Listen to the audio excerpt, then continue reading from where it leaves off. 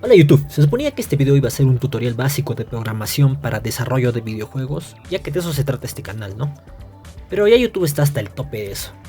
Por ello mejor decidí hacer uno de programación orientada a objetos, y muy aparte de eso, tengo una razón en particular para hacer este video. En este tutorial, que fue hecho por un desarrollador de videojuegos por cierto, se comenta que con lo que se enseñó ahí debería ser suficiente para comenzar a programar videojuegos, y es algo en lo que discrepo. La programación orientada a objetos la verás hasta en la sopa. De hecho es lo primero que te topas al crear un script de C# en Unity. Y por ello decidí hacer este video, que es algo así como una secuela espiritual no autorizada a ese video. Empecemos entonces. La programación orientada a objetos es un paradigma o procedimiento de programación que hace que el trabajo de programar códigos complejos sea más fácil. Un punto clave para entender la programación orientada a objetos es que en sí lo que buscamos con esta forma de programar es modelar objetos o entes de la vida real en código. Y ahora verán a qué me refiero.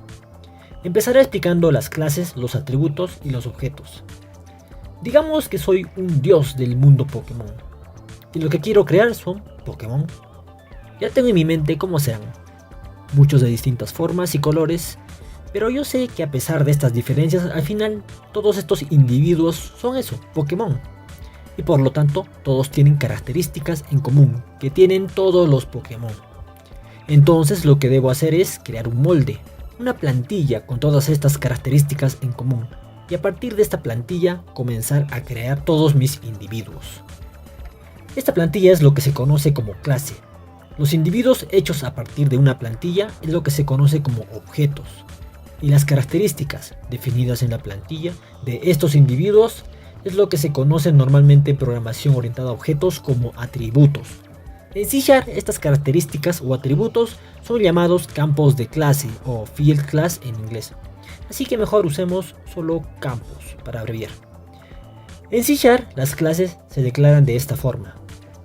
El nombre de nuestra clase será Pokémon y dentro irán las características comunes de todos los Pokémon. Un nivel de ataque, velocidad y vida.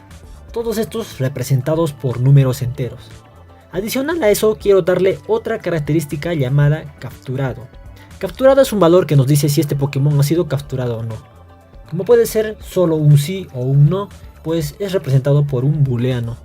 Y además, a diferencia de las otras características, este sí debería tener un valor por defecto, porque todos los Pokémon nacen libres. Entonces capturado es falso por defecto. Adicionalmente, añadimos los comportamientos en común que tienen todos los Pokémon. Por ejemplo, los Pokémon batallan, huyen, comen, etcétera, etcétera. Estos comportamientos es lo que se conoce como métodos, y en C# se representan con simples funciones. Añadimos a nuestro molde un par de estos comportamientos, atacar y huir. Todos los Pokémon sin excepción pueden realizar estas acciones, así que son perfectas para mi molde. Añadimos un método llamado atacar y otro llamado huir. ¿Qué pasará cuando un Pokémon ataque?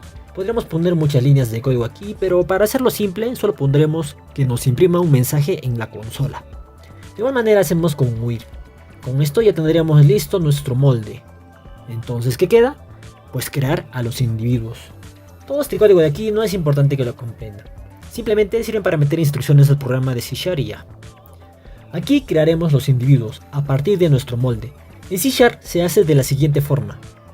Creamos estos dos individuos. Recuerden, la plantilla era la clase y los entes individuales creados a partir de esta clase son objetos. En este caso son objetos que pertenecen a la clase Pokémon. Pero si se dan cuenta, pues estos individuos que creamos no son nada diferente del molde, incluso son iguales entre ellos. De lo que sabemos, Pikachu debería ser más rápido y tener menos vida que Chansey. Entonces lo que toca hacer es cambiar los valores de los campos de clase. En C# y en la mayoría de lenguajes se usa el punto para llamar a los campos. Por ejemplo, si queremos cambiar el valor de la vida de Pikachu, pues lo que toca sería hacer esto. Pero tal como está, me va a botar un error. Eso es porque hay algo en programación orientada a objetos llamado encapsulamiento. El encapsulamiento sirve para que no se pueda acceder a los campos y métodos desde fuera de la clase. Por defecto los campos y métodos son privados. Y para acceder a ellos desde fuera, debemos poner public al inicio de todos ellos y lo hacemos y ya está. Con esto podemos darle a Pikachu y Chansey campos de clase distintos. Ahora sí son individuos distintos que pertenecen a la clase Pokémon. También podemos usar los métodos que programamos. Hacemos que Pikachu ataque y Chansey huya, por ejemplo. Aparentemente todo está bien, pero cambiar los campos de esta forma no se considera buenas prácticas de programación. Incluso pueden generar algunos problemas, como por ejemplo, si se me da la gana, puedo ponerles vida negativa si quiero. Para solucionar esto existen los constructores. Un constructor es un método especial, un método que en C# lleva el mismo nombre de la clase y es llamado cada vez que un objeto nuevo de esta clase es creado. Este constructor puede servir para darle un valor inicial a los campos. Por ejemplo, capturado tendrá un valor inicial false por defecto. Los otros campos queremos pasarlos al momento de crear el objeto, por lo que como cualquier función podemos pasárselos como argumentos a este constructor. Para evitar que se ingresen números negativos en los campos, ponemos un if dentro del constructor que me valide que cualquier valor que se le fuera a pasar debe ser siempre positivo. Si no, no debería dejar crear dicho objeto. Esto se puede hacer con código un poco más complejo, pero para no meter cosas muy avanzadas simplemente imprimiremos un mensaje en consola que diga se ha creado el objeto pero los campos no son válidos. Para igualar también podemos ponerle un mensaje cuando se cree el objeto con los campos correctos. Ahora crearemos el objeto Pikachu con ataque 60, velocidad 100 y vida de 120. De igual forma creamos otro objeto Chansey de ataque 30, velocidad 30 y vida 300. Y finalmente creamos un Pokémon raro con ataque negativo. Como vemos al correr el código, en el Poké raro nos alerta que el Pokémon se ha creado pero los campos son inválidos. Como dije, lo ideal sería no permitir que se cree el objeto en primer lugar, pero ya eso se los dejo para que ustedes vayan a San Google. Acabado con esto, sin embargo, los campos siguen siendo públicos. Tanta cosa para que igual después de crear el Pikachu yo le pueda cambiar el ataque a negativo. Precisamente para esto existe el encapsulamiento del que hablábamos antes. Esto permite que solo se puedan modificar los campos desde escenarios controlados. Ahora, gracias al constructor, podemos darle valor a los campos al momento de la creación del objeto, pero luego dichos campos ya no podrán ser tocados.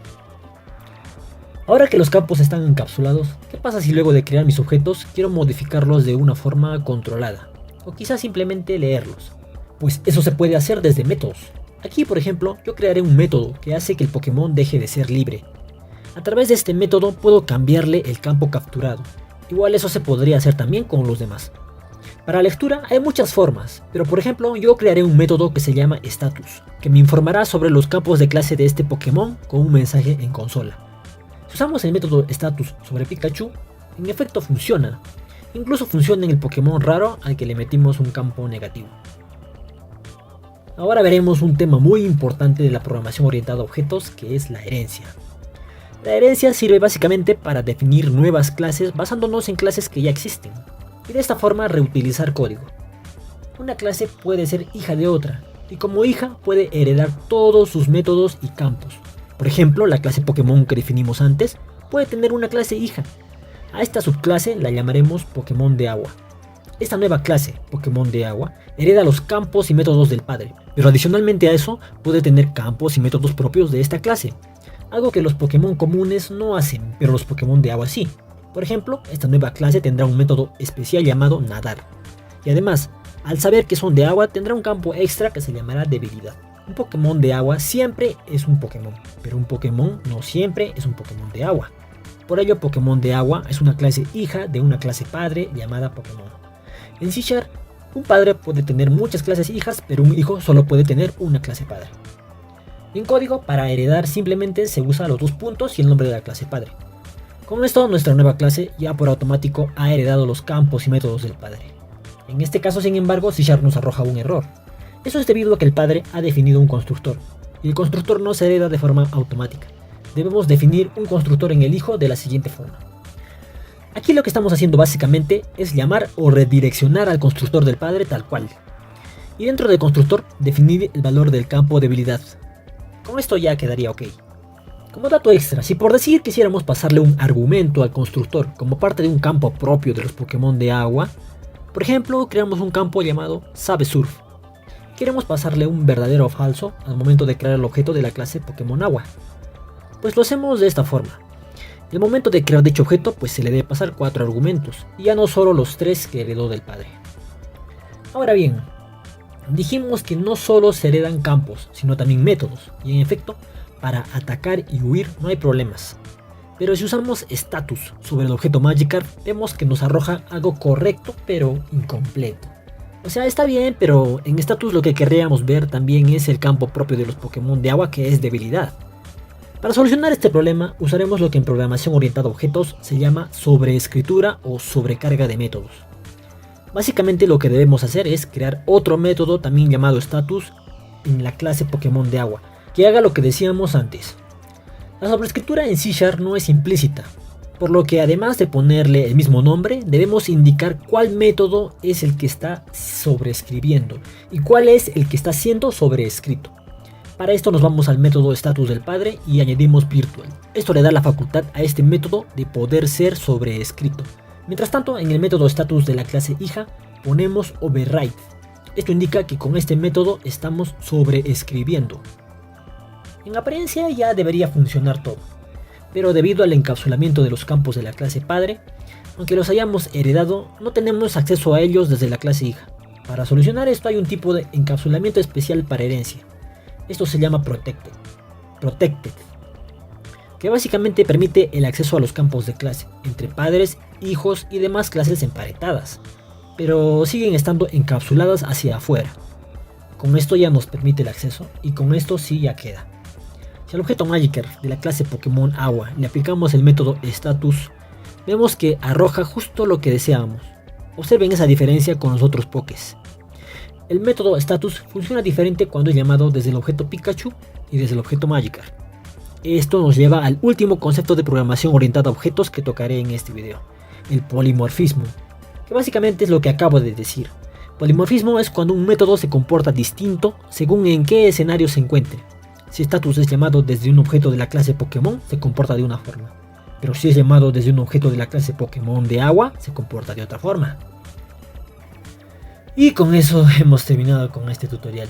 Espero que ahora sí puedan entender algo mejor el script por defecto de Unity.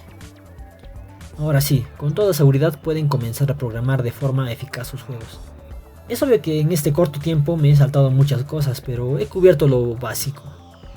O al menos lo que yo considero básico. Así que lo que falte los insto a investigar en Sangoogle y Stack Overflow, que les enseñarán mucho más de lo que cualquier tutorial jamás podría.